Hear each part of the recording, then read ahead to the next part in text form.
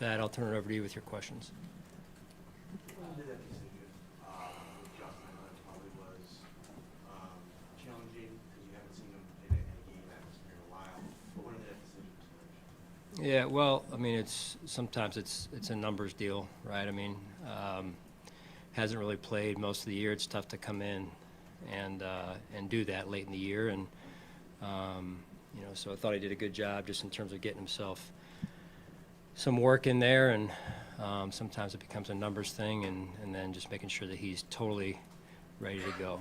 So John, a combination of both. Sorry about that. Yep. Is Josh limited at all in terms of his next pointers sort of thing as far as? Still sore. We'll continue to take it one day at a time, but I anticipate him playing. John, any concerns over the production of the passing game lately? Maybe the last 8 games, there's been a noticeable downturn. Yardage, there's been mistakes, I would think. But just your level of concern about what's been happening. Yeah, well, I would say overall, bless you, Jimmy, we need to continue to grow as a team. Passing game being one area, just one area, but continue to grow as a team and improve. And I think that's the goal every week. And certainly there's areas we need to, you know, obviously spotlight and put our focus on and that's one of them. There have been no good drops.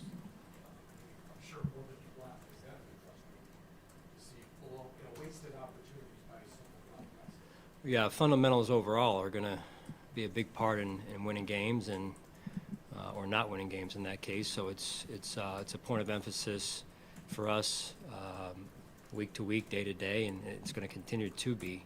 We've got to be fundamentally strong in what we're doing and how we're doing it.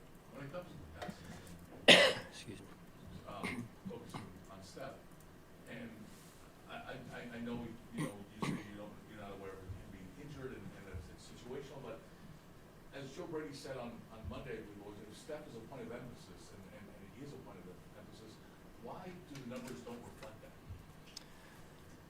Well, I mean, I think there's a long list of, and it's a little bit here, a little bit there, right? It's when a team, you know, he's our number one receiver, so when a team is intent on taking a number one receiver away, they make it usually at the top of their game plan, and so then sometimes just Josh going through his progression and making sure, you know, he's going through his full progression and finding those open receivers, and at the end of the day, it's about winning, right? So I understand you guys want to make it about this thing over here, and that is important because it does help us win. At the same time, it's about making sure we're going with the ball where we need to go with the ball, and then we're moving the chains and scoring points. So that's the goal. And just as a follow-up, how has Steph handled that? Just the drop in production? Yeah, he's been How much of a competitor he is? No, he's been a true pro. He's been a true pro, and that's much appreciated. And that's not easy when you're a receiver, whether you're Steph or any receiver for that matter, who's gotten to this level. They're used to catching balls, and so we'll continue to work, continue to improve, as I said, in all areas, and that's the focus today. John, just one follow to that. Is there something different that's happening? Because, I mean, teams face that type of coverage for the balance of the time he's been with the Bills and as productive as he and Josh have been together. What within that dynamic has changed maybe to kind of limit his numbers and where he's at? It's probably a better question for the defenses we faced, Adam.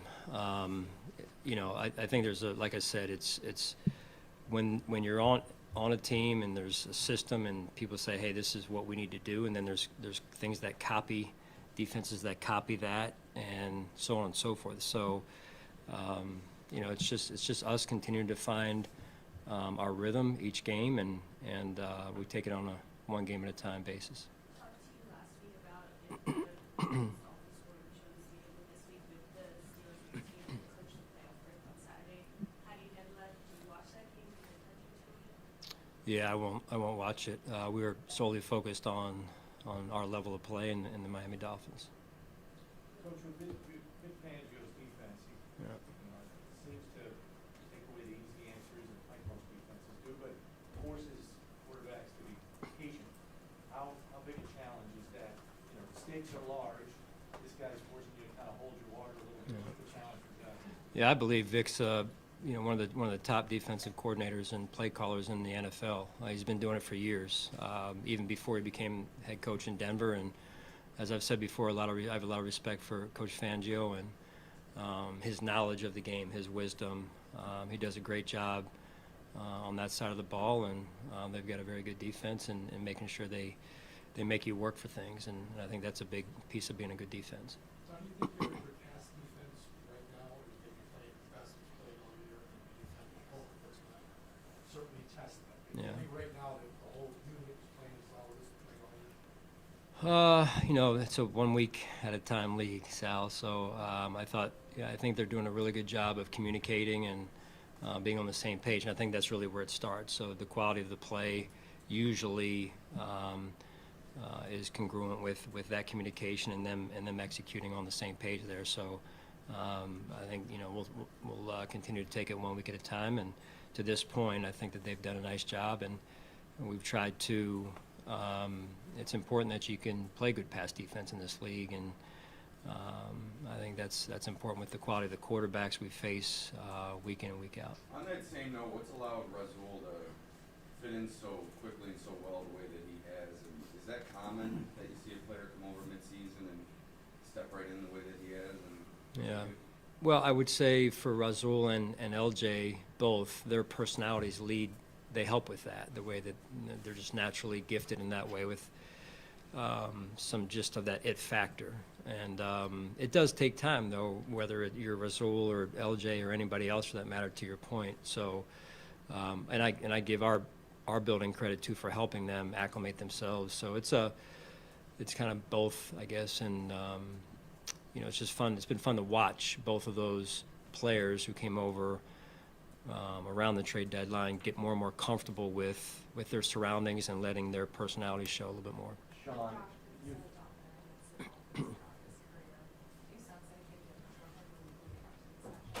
No, it's he's solely focused on whatever that game is, and this game with the Dolphins, and that's where he needs to be focused this week. And what's happened in the past is in the past, and this game will stand alone.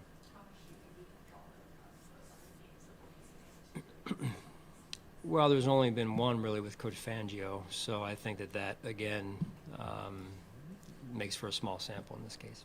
Sean, Jordan and Micah were with you 7 years ago when you went to Miami Yeah. at the end of the drought. Played a lot of football for you. They hurt. You had them back together last week. I know it's probably taken up a lot of your time to summarize what they've meant for this defense, but if you could, Yeah. just how do you? Great question.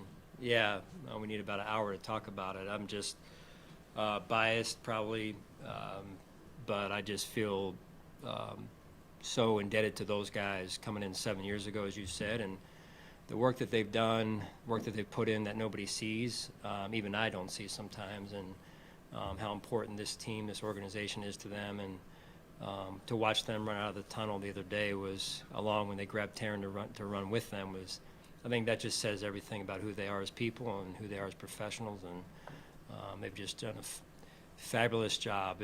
If I knew then that they would go on to do what they've done over those 7 years, we hit the lottery a little bit right there. So. How would you say that they have done this year? Obviously both have dealt with some injuries, Micah most recently. Yeah. Where would you say individually you see them this season?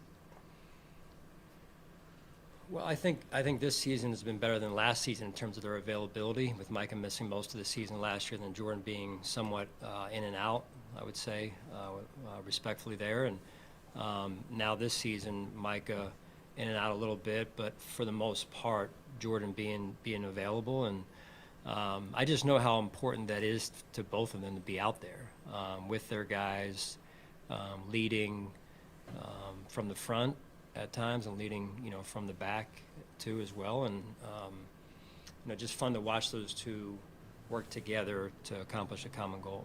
You referenced in the past how each season reveals itself. And when you look back at the bummer of a game that the Denver game was, what do you make of what this team has shown in responding from what happened, how that game ended? Yeah, they're a resilient group. They really are. The resolve that they've shown through the course of the year, beyond, as you said, after the Denver game, but even before that. Every season, as I've said, has its own signature, takes on its own life, and I think the key is just to continue to take it 1 week at a time, continue to learn, grow, improve, and when you can do that, you're going to give yourself the best chance moving forward. We talked in the past about it being kind of like quarters of the season, right? This last quarter, or whatever the math is, what's been different about it? If I knew what exactly has been different, we would have done it in the beginning.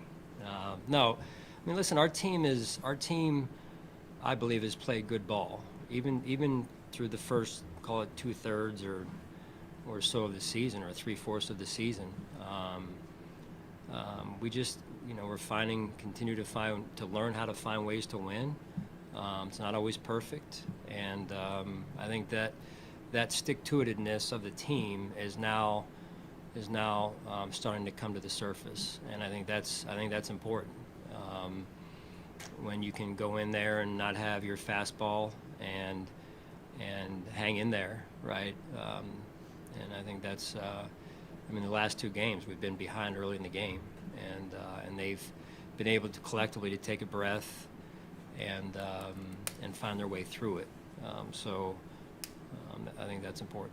Sean, there's 18-2 in December, January suggests that's a larger, issue. That's a sample size, Yeah. right? And I know you give credit to players and everything, but is there something you try and instill in them, or is there a constant that's allowed you to deliver as you have as a team and organization late in the year like this? Yeah, I cut my hair a little bit shorter maybe in December, right? No, I just think our staff does a great job. The players do too, and they know what time of year it is. So I think that's probably just more of what they're doing more than anything. Sean, your defense has faced Tyreek Hill a lot over the last several seasons. He's closing in on 30 years old, maybe having his best season of his career. How impressive is it what he's done this season? Yeah, he's unique. I mean, in my 20-some years in the NFL, there's no one else like him that I've seen in terms of what he can do on the field, what he's been able to do this year. And so the utmost respect for his game. Sean, your blitz frequency has been up the last month or so. What makes that style something that fits for your personnel? I think, learning how to blitz is part of the growth of a defense also. And maybe in years past we weren't a heavy blitz team, and I think that's just a part of being a good defense. Is you have to know how to blitz and have the details that lead to the execution, and so I've been impressed with how our players have soaked that up in terms of learning that along the journey of the season so far. Is part of that too learning how to scheme a blitz? Because it seems like what you're doing in that part of the game has been more and more creative the further we've gotten into the season. Maybe so. I don't really know. I think I give the credit to the staff and the players is taking the game plan and then into the meeting rooms and coaching it, teaching it to the nth detail, and the players taking it and taking ownership of it and being able to execute that on the field is really what I think is happening. Good. All right. Thanks, guys. Thanks, Tom.